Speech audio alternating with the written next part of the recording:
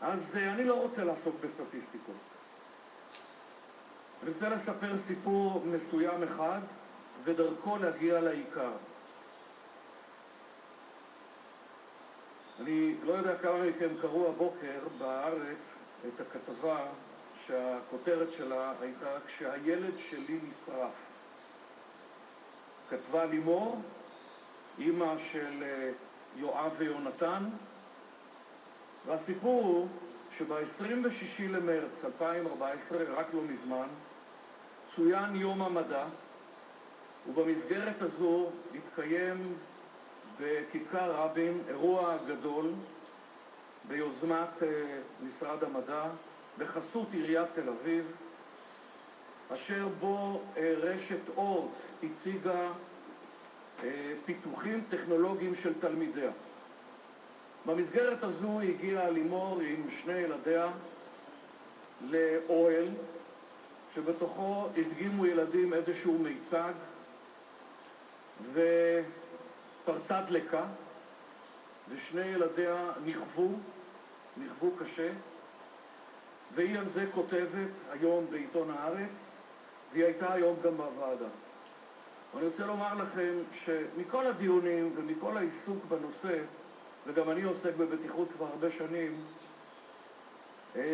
לקחתי מאוד ללב גם את דבריה וגם את אשר כתבה, כי נדמה לי שבדברים שהיא כותבת ואומרת, מעבר כמובן למציאות המשפחתית ולבעיה עם שני ילדים חמודים, ראיתי את התמונות שלהם לפני ואחרי, יש פה בעיה מרכזית אחת, והיא האחריות, הסמכות והאחריות. ואני רוצה לומר לכם שאין ויכוח על מי מוטלת האחריות, בין אם זה במרחב העירוני, בין אם זה במפעל, בין אם זה באתר הבנייה, על מי מוטלת האחריות. עכשיו, בסיפור המסוים הזה יש הרבה כתובות. יש את העירייה, יש את משרד המדע, יש את רשת אורט, יש לאחר מכן בפעילות אחרי זה את מגן דוד אדום שאמור היה לתת עזרה ראשונה בלוח זמנים סביר, יש את משטרת ישראל שצריכה לחקור, ויש את היועץ המשפטי שצריך להחליט, או המשטרה, את מי מעמידים לדין. ומסתבר שהדברים האלה נופלים בין הכיסאות. ידידי חבר הכנסת חנין, כאשר יש הרבה חוליות חלשות, יש הרבה אחראים ואין אף אחד אחראי. ואני אומר כאן מעל הבמה הזו שיש אחראים, וצריך לתבוע את מחיר האחראים, כי בסופו של דבר בנושא הבטיחות האחריות תמיד נופלת על הארגון שבצלו, בגזרתו, תחת סמכותו, קרה מה שקרה. אין הצדקה לסיפורים על כך שאין תקציב ואין כסף, ואין הצדקה לכך שהמשטרה עמוסה בחקירות רבות. אם אנחנו לא נעשה את הכל, אחרי שכבר קרה המקרה, כמובן שעדיף לפני, לחקור, למצוא את האחראים ולהעמיד אותם לדין, לא נצליח לעולם לטפל בבעיה.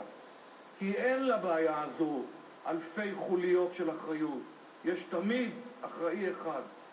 ואני בא מבית ספר שבו יש בהירות בסמכות והאחריות, ובנושא בטיחות זה לא רק הצבא, אני מדבר גם על השלטון המקומי, שכן אין ויכוח מי אחראי על בטיחות בבית ספר, מי אחראי על בטיחות בדרכים אל בית הספר, מי אחראי במתקני המשחקים ברשות המקומית, וכן הלאה וכן הלאה וכן הלאה.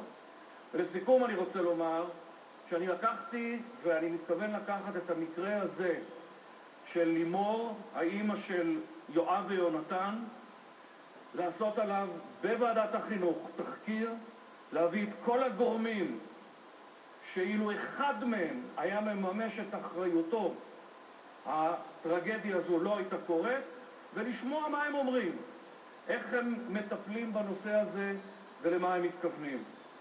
והיא כותבת בין השאר במאמר שישבה ליד בנה בבית חולים, אמר לה הבן, אמא, אני כועס, למה הם שרפו אותי? אני לא עשיתי להם כלום. רק התעניינתי. נכון שהם פושעים?